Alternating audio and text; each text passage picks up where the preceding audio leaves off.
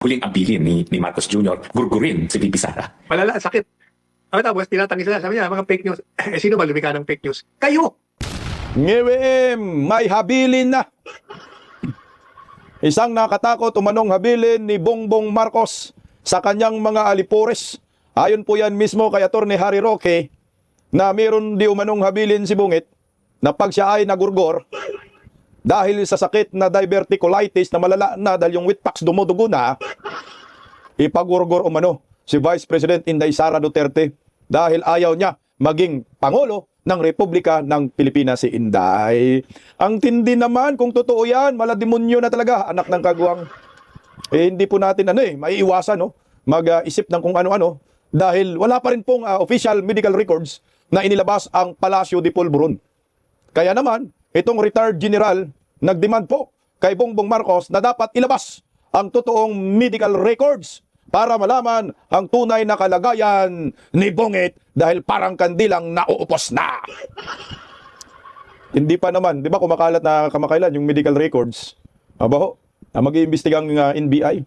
Wala, DDS vlogger na naman ang ipapakulong anak ng kagwang mga iyakin. Ay magandang tanghali po sa ating lahat. Palike po muna, pa-share at pa-subscribe. Pakipindot po ang inyong notification bell upang lagi po tayong updated sa ating mga video. Suportahan rin po natin yung pangalawang channel ko po, ang Bisdak Historiador. At maraming salamat sa Super Thanks Puting White. Ayan. Hindi ng pangalan puti na nga, white pa. Maraming salamat po ma'am sa inyong Papa Super Thanks. Alam niyo po mga kababayan ko, mga kabisdak, para bang napakalaking issue po sa Palacio de Polvoron yung kumakalat na medical records ni Bungit na itinanggi nila, hindi daw yung totoo, piki daw. Pero sabi ko na nga sa inyo, kahit itatanggi po nila yan, kita naman po ang ebidensya. Tingnan mo naman yung mukha niya. Parang natapyas ang kalahating katawan niya Kaya naman nag-request po ngayon, humihiniling ng isang retired general na dapat ilabas ang totoong medical record si Bongbong Marcos. At merong buwelta dyan si Atty. Sal Panilo. Dahil di ba sabi, imbestiga ng NBI. Dapat ay malaman ang sinong nagpapakalat ng maling balita. Sabi naman ni Atty. Sal Panilo, kayo ang naglalabas ng fake news dahil wala kayong inilabas na medical records. Kaya ito po mga kabisdak, isang retired general ang humiling na dapat ay ilabas. Ayan siya po ay si retired General Orlando De Leon. We demand for the medical health status of the President from the Secretary of Health himself. Yeah. Dapat kasi talaga yan, DOH, no, Department of Health, ang maglabas ng medical records kasi doktor man yan. Hindi po pwede si Chucky Claire. Kasi si Chucky Claire atakdog man yan, wala man alam yan sa medical. Kahit nga sa batas, abugaga yan, wala namang alam. No? Kailangan talaga yung Department of Health ang maglabas. Si Herbosa ba yun? Na kung maayos ba ang kalagayan ni Bungit. Karapatan po nating mga Pilipino yan. Tama po dito, si retired General Orlando De Leon. Ang problema, ang sistema dito, hindi po nila inilabas. Kaya kumakalat po, yung isang medical records lang naman yung kumakalat, no? Na sinasabi doon, na content rin natin kamakailan, na si Bongbong Marcos ay malala na po yung diverticulitis. Na agad pinasinungalingan ng Palacio de Polvoron. Kumakalat sa social media. At pinagbuntungan po ngayon ng sisi na gustong ipatawag ng NBI ay yung si Bingot, si Jack Arguta ba yun? Narito po, pakinggan po natin ang balitang ito. Itinuturing na national concern ng NBI ang paggalat ng umano'y fake medical records ni PBBM. Karapatan man daw malaman ng publiko ang kalusugan ng Pangulo, hindi ito dapat mauwi sa pagpapakalat ng maling impormasyon. Narito ang exclusive Agenda Weekend Report ni Hannity. Posibleng ipatawag daw ng NBI ang online personality na si Sir Jack Arguta. Kasunod yan ang pag-share nito ng umano'y peking medical records ni Pangulong Bongbong Marcos mula sa St. Luke's Medical Center, isang bagay na pinasinungalingan na ng nasabing ospital at ng palasyo. Si Sir Jack yung personality, pwede ba yung ano ba yun? Yan ba yan? Ano ba yan? Ito si Sir Jack sa likod natin. Si Sir Jack. Isa siya sa mga nag-post. Ano ba yung dito, sir? Have you taken, have you called them out for investigation? Anong ginagawa mo po? Ang ano po natin yan, is maray natin ipatawag. So, Sasabihin na natin yan, isasabihin na natin. Due process. Sasabihin naman kung ano side nila. Sabi ni Magno sa Politico Talks ng Billionario News Channel, ang online sharing ng fabricated documents kasama ang post ni Sir Jack ay maaaring maituring na cyber libel. Ongoing daw ang investigasyon ng NBI tungkol sa pagkalat ng peking record na ito. Para sa ahensya, national concern na raw ito dahil mandato rin nilang bantayan ang seguridad ng mga matataas na leader ng gobyerno. Hindi po ordinaryong tao ang ating presidente. Tama po ang sinasabi na may karapatan ng tao malaman ng public health ng ating Pangulo. Pero hindi po yan nagbibigay pahintulot na kung ano-ano lang ilalabas natin. At magkalat ng fake news. Magkalat ng fake news. Bilang tugon, sinabi ni Sir Jack sa isang Facebook post na ipakita na lang daw ang original health record ng Pangulo kaysa protektahan ito. Hindi na matunton ang nasabing post ni Sir Jack kaugnay ng kalusugan ni PBBM. At anya, hindi raw ito deleted. Minsan daw kasi nire-report at fina-fact check ang kanyang posts. Hindi raw siya kailanman na nalanging mamatay ang isang tao dahil naniniwala siya sa karma kasunod ng mga aligasyon laban sa kanya tungkol dito. Una nang ibinalita ng palasyo na in good health ang Pangulo kasunod ng diagnosis sa kanya ng mga doktor ng diverticulitis. Ani PBBM, he got the best possible medical care at pinakita pa ang video niyang nakikipaglaro sa kanyang aso. Pinaalala ng Presidential Communications Office sa publiko na umasa lang sa mga opisyal na pahayag ng government sources para maiwasan ang pagbabasa ng unverified at malisyosong content online. Para sa Agenda Weekend, Hannah T. Ang sabi ng NBI, hindi daw ordinaryong tao si BBM. Oo nga, hindi ordinaryong tao. Impacto yan eh. Hindi talaga siya ordinaryong tao. Tingnan, sobrang payat ng animal. Magnanakaw mga hinayupak na yan. Yan talaga hindi ordinaryong tao. Limas ng limas sa kaban ng bayan ng mga animal. Alam niyo, nalalabuan ako dito sa NBI, no? Nasabi, fake news, yung medical records. Kasi pag sinasabi mong fake news, yung nilalabas na medical records, kagaya ni Jack Arguta, hindi ho sana, meron kang batayan ng fake news. Tama ba? Alam mo, may punto rin yung may punto rin yung ribat ni Jack Arguta diyan. Ano yung ribat niya diyan? Ito. Piki daw yung medical na kumakalat. Hindi ilabas nyo ang original. Karapatan ng mga Pilipino malaman ang sakit at lagay ng Pangulo. Exactly. Kasi paano mo masasabing fake news yung kumakalat na medical records kung wala rin po kayong inilalabas na medical records na original? Tama ba? Oh, sige nga, paano may re-ribat? Tapos sasabihin mo cyber libel. Paano magiging cyber libel? Nasabi nga ho sa Supreme Court, pinakataas-taasang hukom, ay walang cyber libel, walang libel case sa mga public servant na kinikriticize at binabatikos ng mga kritiko. Paano mo masabi cyber libel? Walang cyber libel doon. Dahil isineshare po ni Jack Arguta yung kumakalat na yan. So ang lalabas, para sa akin, hanggat wala pa pong medical records na inilabas itong Palacio de Pulburon, mananatiling hindi piki para sa akin yung kumakalat sa social media na medical records. Kasi nga, paano mo magiging masasabi na piki? Kaya nga tama yung ng retired general, ilabas mo yung totoong medical records. Kasi sabi mo sabi mo piki eh. So paano mo mapapatunayang piki ito kung wala tayong pagbabatayan? Ilabas ang original. Wala po kayong mailabas. So ngayon sino yung piki? Kayo. Kaya tama yung sinasabi dito ni Atty. Salpanilo, hindi piki yung lumalabas. Ang piki, yung mga sinasabi ng Palacio de Pulburon. Dahil hanggang ngayon, wala pa po kayong inilalabas na piki. Kayo ang nagpapakalat ng fake news. Sa totoong kalagayan ni Bongbong Marcos, ano ba talaga ang kalagayan niya? O, tingnan mo, Atty. Sal. React ang Malacanang. Dahil daw may kumakalat na medical report kung saan inilalahad doon yung sakit niya. At syempre, yung sakit na nakalagay doon, hindi ordinary sakit. Maraming sakit eh. Malala ang sakit. Tapos tinatanggi sila, sabi niya, mga fake news. Sino ba lumika ng fake news? Kayo! Tama. Bakit kayo ang lumika ng fake news? Hindi nyo inilalabas ang medical bulletins ng presidente nung yan ay dinala sa ospital. Tama! Ito ang naging pahayag ni Atty. Salvador Salpanelo kasunod ng pagkialat sa social media ng isang medical record mula sa St. Luke's Hospital na may kaugnayan sa malubhang kalagayan ni Pangulong Bongbong Marcos. Ang paglabas ng naturang medical record ay kasunod ng pagkaka-ospital ng Pangulo na kadaunan ay inamin mismo ni PBBM na nagkaroon ito ng diverticulitis. Ani Panelo, kinakailangan na maging transparent ang Malacanang kung ano ang totoong kalagayan ng Pangulo para di na magkaroon ng mga haka-haka at mabigyan linaw ang tanong ng taong bayan. Ang sambayan ng Pilipino ay may karapatan na malaman kung ano ang kalagayan ng presidente ng bansa. Itinatago ninyo eh. Correct. So, anong gagawin ng mga iba? Ayan. Either nakakuha sila ng medical report doon, na inilalabas nila, na tinatanggi nyo, o kaya naman, sa pamamagitan ng chismis. Marites, no? Para kay Panelo, ang tanging paraan para matigil ang pagkalat ng mga fake news ay ang pagbibigay ng pahayag ng tanggapan ng Pangulo at tanggapin ito kung ano man ang magiging reaksyon ng taong bayan. Ano ang solusyon? Simple lang ang solusyon. Kung ano yung medical findings, ilabas nyo Eksakto. sa bansa. Para kung maluba ang kalagayan, ang sambay ng Pilipino, yung mga gusto sa inyo, ay magdasal, manalangin. At yung mga ayaw naman, manahimik na muna kayo. Dahil pagdating sa kalusugan ng isang tao, mali naman yung ipagdarasal natin na mamatay na. Hindi ko ba? Kailangan, palusugin mo. Para panagutin mo kung ano man ang mga ginawa niyang kamalian, mga pagwalabang sa saligang batas, ang pag-aapi, at ang pagbibinggansa, ay panagutan niya. Ang problema kasi, Atty. Sal, ngayon, maraming nagdadasal na magurgur na si Bangag. Sa kadimonyo ang ginawa niya. Tingnan mo naman yung mukha niya, hindi na-edit, oh. Hindi na filter. Talagang na yan, lantang gulay ng animal eh.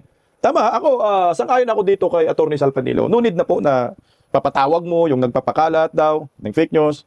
No? ipapatawag ng NBI, ipasumon mo. Nanguna nga, kayo nga nagpapakalat ng fake news eh. Dahil hindi po ninyo sinasabi ang totoong kalagayan ni Bangag eh. Naglabas kayo ng video, ilang tanggulay na nga, ebidensya na nga eh. Tapos sasabihin pa ninyo, fake news, yung kumakalat na medical records. Wala kayong basihan. Magpakatotoo kayo. Yan lang naman eh. Kung totoong lang tanggulay na si Bangag, may mga habilin na yan, isabi nyo sa publiko. Ilabas yung medical bulletin sa pamamagitan ng Health Secretary na sabi nga ho ni General Orlando De Leon. Bakit ba mahirap yun? Hindi yun mahirap. Kung totoong mabuti ang kalagayan ni BBM eh, bakit nagdadalawang isip kayo maglabas ng medical records hanggang ngayon wala pa rin kayong inilabas? Masyado kayong iyakin eh. Tingnan mo, may banat si Jack Argota dyan, si Bingot. May point din siya eh, sabi niya, nung si PRRD nagkasakit, pinagkalat ng mga kakamping medical record niya na malubha daw. Pero hindi iyakin si PRRD, hinayaan niya. O di ba? Mas malala nga ho yun sa panahon ni Tatay Digong dahil, antindi ng mga ginugurgur na nga si Tatay Digong sa social media eh. Pero ito kay BBM, may ebidensya ka na yung medical records, patunay po, nalihitimo rin dahil yung kalusugan ni BBM, yung katawan niya, wala na, napakanipis na, kalahati po ng katawan niya na wala. Sabi nga ho ng isang kongresista, karapatan ng bawat Pilipino na malaman po talaga kung ano ang totoong kalagayan. Sabi ni Mike Defensor ni Bongbong Marcos. Dahil meron tayong tinatawag na rules of succession eh. Pag hindi na po kaya ni Bungit yung duties and responsibilities niya, matik po yan. Si Vice President Inday Sara yung papalit sa kanya. Pakinggan po natin si Mike Defensor. Diba sa saligang batas natin, pag incapacitated ang Pangulo, kailangan talaga mapaalam sa taong bayan. Hindi na ito question ng personal na impormasyon o personal na kalusugan ng Pangulo, pero lahat ng mangyari sa kanya kasi may implikasyon sa ating bansa, sa ating gobyerno. Kaya nung mga kapanahunan na nandyan ako sa gobyerno, immediately naglalabas kami ng medical bulletin. Kung minsan, pagka ginawa na ng doktor, pwede niyang ipabasa sa amin, o kung di kaya, talaga tatawagin namin yung mga doktor. Para kung pakiramdam namin, may mga katanungan na hindi namin masasagot. So talagang ganun yung gawain, hindi pwedeng yung yung ginawa nila na press briefing sa Malacanang, pagkatapos nagpakita ng video, kailangan may actual medical bulletin ang mga doktor. Of course, itong lumabas sa public advisory, yan, nakikita natin sa screen, naintindihan ko, syempre, yung St. Luke's, pinavalue nila yung, tawag dito, yung personal na karapatan, yung data privacy ng kanilang ospital at yung karapatan ng kanilang mga pasyente. Pero dapat sana ang palasyo mismo ang naglabas kagad. Itong medical bulletin o doktor na magsalita ng ating Pangulo. Para wala nang tanong, malinaw kagad yung mga lumalabas. Ang nangyari kasi siguro, Boss Dada, kaya sinasabi sa smokescreen, nagulat ako eh. Madaming na-excite, maraming nagpasa-pasa tungkol dyan. Maging ako, binabantayan ko ano ba talaga yung nangyari. And I think the President owes it to the public, lalong-lalo na ang press office, ang press secretary's office, na magkaroon ng formal na briefing tungkol dyan ng isang medical bulletin. Pero okay, totoo, tama ba yun? Yung sinabi? Tama yan, mga kabisdak, no? Na kailangan po maglabas ang Palacio de Polvoron ng totoong medical bulletin para masasabi mong yung inilabas ng isang vlogger, this vlogger, ay fake news. Anong pagbabatayan mo? Wala kang pagbabatayan ngayon. So, lumalabas na mismo ang Palacio ay nagpapakalat ng fake news. Yung mismong NBI ay nagpapakalat ng maling impormasyon. Kasi kagaya rin po ng St. Luke's, naglabas sila, nasabi PK daw yun. Kahit sinabi mong PK, nasaan po yung totoong medical record si Bongbong Marcos? Para sa akin, hindi po piki. No, kasi kung maglalabas sila ng medical records, kita mo naman katawan ni BBM, natutunaw na, mayroon talagang pagkakapareho ang findings nun. No? Hindi pwede nilang dayain yan. So siguro, kung mayroon lang konting mali, mapupunta lang yun sa misinformation. So mali lang siguro yung pero, putsang ina alam ko yung medical records dun, laminated pa no? Nakalagay ba yun sa pinto? Kung nakalagay sa pinto na picturean ng dumaan, Oro mismo yung kasamahan nila dyan, pinicturan, aray ko. Nakuna ng kamera. Yan ang malinaw dyan. Tapos siguro pinasa-pasa. Pinasa rin po yan sa mga mainstream media, mga reporter. At napunta sa kapwa nating DDS, kay Manong Jason. Alam ko si Manong Jason yung unang nag-post dyan. Ang nag-viral lang kay Jack Argota. So anyway, para sa atin, maliit na bagay po yan para pagtuunan ng pansin ng NBI. Ang dapat pagtuunan ng pansin ng NBI, yung makurakot sa gobyerno, huwag yung mga DDS. Dahil karapatan po natin malaman kung ano ba ang kalagayan ni Bongbong Marcos. Si Claire Castro ang nagsasabi, hindi naman siya qualified magsabi ng pagdating sa medical, no? Health expert dapat yan. Kagaya itong isang doktor, sinabi ng doktor, kailangan maglabas kayo at sundin natin yung constitution kung ano ang mangyayari. Ito, pakita natin si yung doktor. Kung may sakit siya, follow the doctor's advice, mag-rest muna siya kasi baka mag-relapse. And kawawa naman ng Pangulo. So we wish the President all the best. But in terms of constitutional mandate, moral leadership, I think the President should actually disclose that to the attending physician and then rest and then gagaling din siya. Rest in peace. dapat talaga i-disclose yan ni Bongbong Marcos.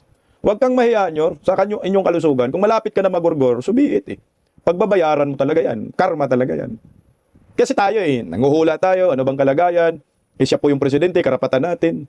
So ngayon may lumalabas na naman na video May statement na naman, ito, spokesperson din dati ni Pangulong Duterte, si Atty. Harry Roque, na meron na daw habilin itong si Bongbong Marcos sa kanyang, siguro malapit sa pamilya, or gabinete, mga tauhan niya kay Baki, na pag siya daw ay mamatay dahil sa sakit, or kung anumang dahilan, ay dapat pipigilan si Vice President Inday Sara Duterte na maging presidente. Paano pigilan? Sa pamamagitan daw na impeach or sa pamamagitan ng paggurgor. Ito ay banta sa buhay kay Vice President Inday Sara. Actually, matagal naman may banta si Inday Sara. Pero sabi ni Atty. Harry Roque, nababawasan daw yung banta. Dahil nga si Dayon Jr. nakabalik na, nagpakita. Kasi kung hindi daw nagpakita, malamang sa malamang, yan ang gagawin daw ng mga nakapalibot kay Bangag. Ito yung habilin ni Bong ito, pakinggan natin. Huling abilin ni Marcos Jr. na kapag siya ay tumigil maging presidente, gawin ang lahat para hindi na maging presidente ang VP Sara at ang pinaka-epektibong pamamaraan ay para gurgurin, itigok si VP Sara. Ngayong balik na si Marcos Jr. sa kanyang mga schedule sa Malacanang. At least, yung mga nagmamahal kay VP Sara, alam natin ngayon na medyo naipsan ang banta sa buhay ni VP Sara. Pero anyway, ngayon po, nakita natin sa anunsyo na naman ng Malacanang na bumalik na po sa Malacanang ang ating Presidente Marcos Jr. Alam nyo, dahil ako naman ay Kristiyano, talagang naman sinasabi ko sa inyo na hindi natin dapat ipagdasal na magkaroon ng masamang bagay sa buhay ng Marcos Jr. No?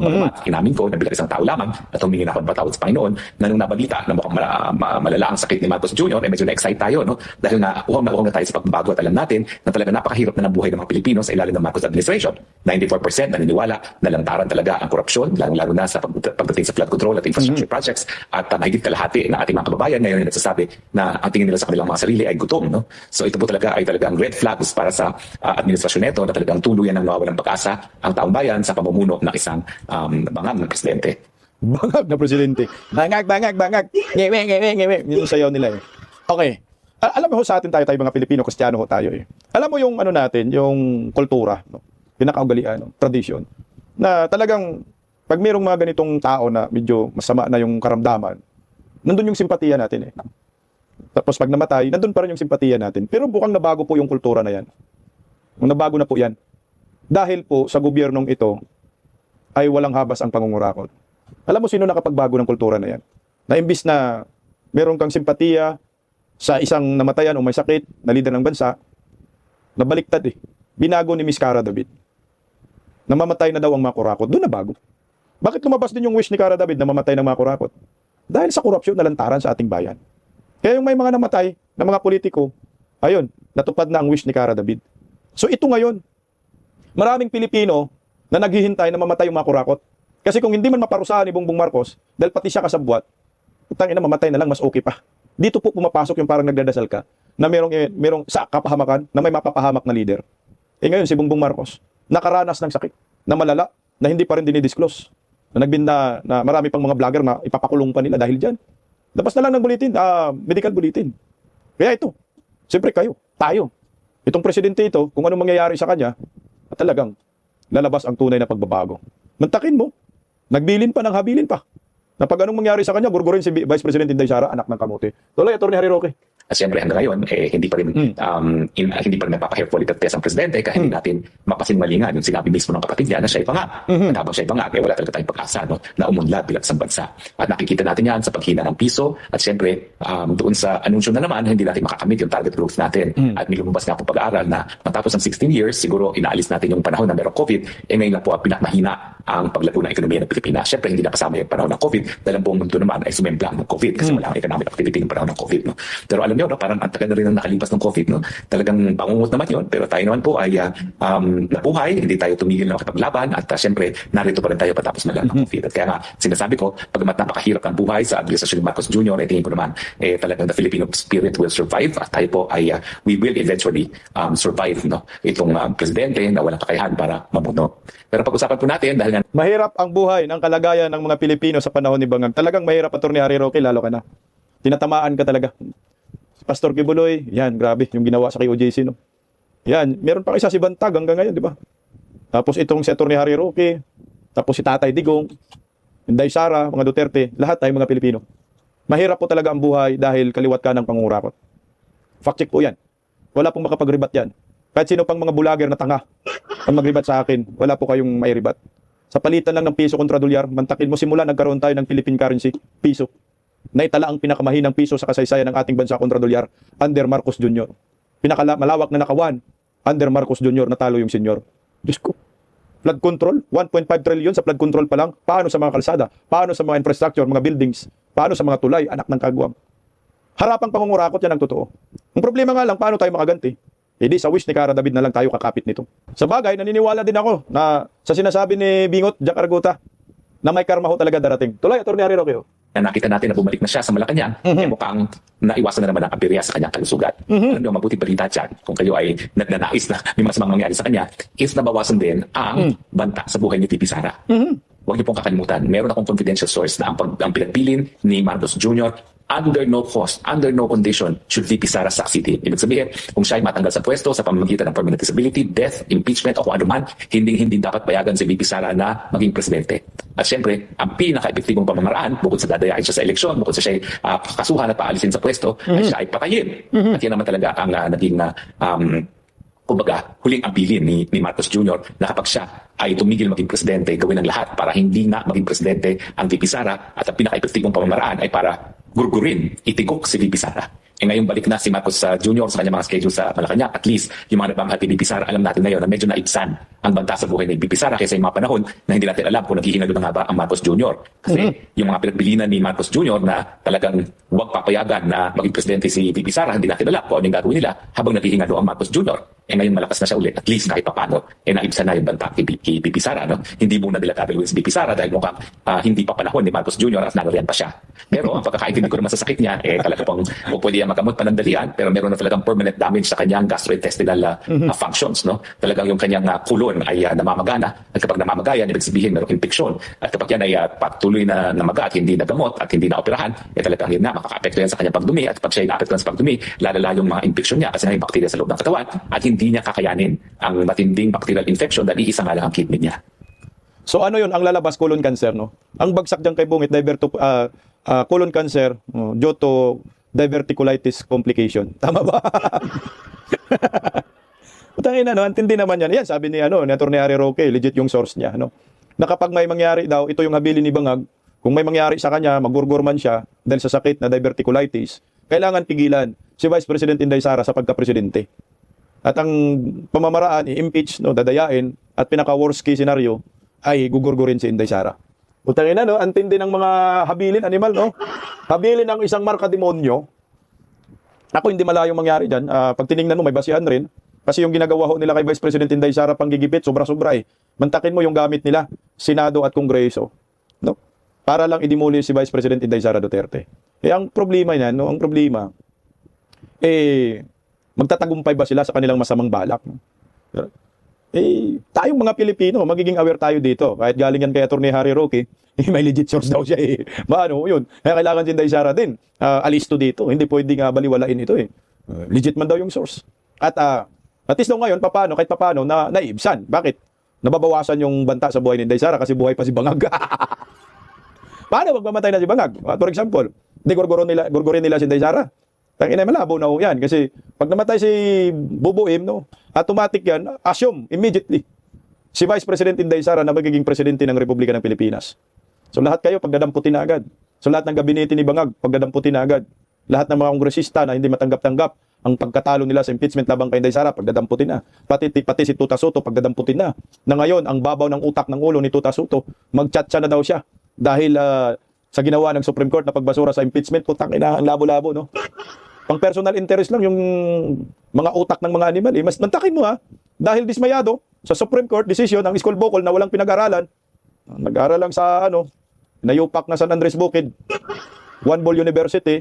Mantakin mo magchat-chat ka. At ang masaklap pa, yung mga luhaan ng mga kongresista sa Kongreso, mga trapo din, sinuportahan si Tito Soto. So ito na po yung nila, next move. Ito yung patunay na pipigilan talaga si Inday Sara maging presidente. Pinipigilan ni Tuta Soto, no? Galit na galit siya kasi gusto rin niya magiging vice-presidente, maging presidente. Pakinggan natin muna balitang ito, itong mga nayupak ng mga kongresista. Pabor ang isang kongresista sa mungkahi ni Senate President Tito Soto na amyandahan ng saligang batas para maiwasto ang unlike overreach o panghihimasok ng hudikatura sa lehislatura sa naging desisyon ng Korte Suprema sa impeachment ni Vice President Sara Duterte. Nakatutok si Darlene Kai. Bottom line, Ayaw na nila may impeachment sa Pilipinas. Yan ang itsura nitong decision na ginawa ng Supreme Court. Impeachment now is an impossible deal. Pinalutang kahapon ni Senate President Tito Soto na kakausapin ng liderato ng Kamara tungkol sa mga susunod na hakbang matapos ang anyay pagkakamali sa pagpapatibay ng Korte Suprema ng pagiging unconstitutional ng Articles of Impeachment laban kay Vice President Sara Duterte noong 2025 para raw mawasto ang anyay overreach o panghihimasok ng hudikatura sa lehislatura. Palitan na natin konstitusyon. Baguhin na natin. Pagkaganyan, ano? Pagkatapos, marahil yung Constituent Assembly makakagalaw dyan para, or maghihintay tayo decades. Bakit? Kailangan ma-retire na muna itong mga Supreme Court Justices natin. Tungkol sa mungkahing ito, si Representative Joel Chua ng House Committee on Good Government and Public Accountability. Yung konstitusyon po natin, more than 30 years na, almost 40 years na eh. 1987 pa po ito at marami na rin po nangyari. Marami rin po tayong nakita na medyo kakulangan o hindi pagkakatugma-tugma. Sa akin pong pananaw, po pwede po itong baka napapanahon na rin para ito ay silipin. So not in particular lamang dito sa impeachment, bagkus pati rin po sa ibang provision. May tila sumbat naman si Representative Terry Riton ng Committee on Public Accounts tungkol sa sinabi ng mga magistrado na dapat siguruhin ng due process at mabilis sa pagresolba ng mga kaso sa buong impeachment process. I think they should look at themselves as well on whether or not they're able to comply with this particular 24-month period to resolve cases. Dapat ang mga kaso ng Korte Suprema ay nare-resolve within 24 months from the last submission of a brief, a memoranda, or similar documents. Very important for the Supreme Court to also respond. Nagagawa ba nila ito? Bit-bit nila ang pagkadismaya sa SC decision habang naghahanda silang tumanggap ng bagong impeachment complaint laban kay Vice President Sara Duterte. Oras na matapos ang one-year bar rule sa mga bagong reklamo sa February 6. Bagamat kami ay kami po ay tatalima sa kautusan ng Korte Suprema at ito po ay aming ginagalang, pero hindi ibig sabihin po nito kami po ay sumasang-ayon. Hindi rin po namin masisisi kung bakit yung iba pong mga legal luminaries at ang ating pong Senate President, si Senate President Tito Soto, ay sinasabi na nagkakaroon ng judicial overreach. Ginigit po ng Kongreso na meron pong exclusive power sa impeachment initiation ay hindi po ang Korte Suprema, kundi ang House of Representatives po mismo sa ilalim ng 1987 Constitution. So despite the motion for reconsideration, we will insist on it. We will implement exclusive power of the House, irrespective of whoever it is. Wala pang tugon dyan ng Korte Suprema para sa Alam mo, mga iyakin tong mga animal hindi na lang nila matanggap-tanggap na may mali sila. Talo na kayo, mas magaling pa kayo sa Supreme Court, mga justices, mga inayupak. Kaya nga sabi dito ni General Orlando, Soto Law Office in vulcanizing shop. Baka low. Bakit kayo maniniwala dito? Putangin natin, tingnan mo, ang baba po ng reason nila. No? Na mag-chat ka, tighter change ka, dahil hindi mo nagustuhan yung Supreme Court decision na final and executories, impeachment labang kay Inday Sara. Yun lang reason mo. Putangina, mga ugok kayo. Masyado kayong pamimersonal. So mukhang ito na nga ho, tumatama rin po itong sinasabi ni Harry Roque na kailangan talagang si Inday Sara ma-impeach at hindi talaga pwedeng maging presidente. So ito na po yun. So pag hindi ma-impeach, ano ang mangyayari? I-assassin nila, gugurgurin nila, wala na. Kaya gumugulo ang Pilipinas dahil sa mga ganitong mga prinsipyo Gumugulo ang Pilipinas dahil sa mga sakim na mga politiko. Ilabas yun na lang po ang medical records ni Bongbong Marcos kasi wala na. Sobrang payat na, parang kandilang nauupos para matapos na po ang usapin patungkol sa medical records. At tutukan naman natin ang tungkol sa kaliwat kanang pagnanakaw ng gobyernong Marcos sa flood control na hanggang ngayon wala pa rin napapanagot. Puro mga sarswila, optics lamang sa norte nga. Hindi nga ho nila chinecheck yan Mukhang wala pong Ilocos Norte sa mapa ng Pilipinas dahil hindi pinuntahan ni Vince Dizon ang naturang lugar na binulyaso rin po sila ng isang DDS vlogger. Ano po sa tingin ho ninyo? Malala na ba talaga ang kalagayan ni BBM? At mapanganib ba ang di umanong huling habilin ni BBM na gurgurin si Vice President Inday Sara Duterte? Good luck na lang sa ating mga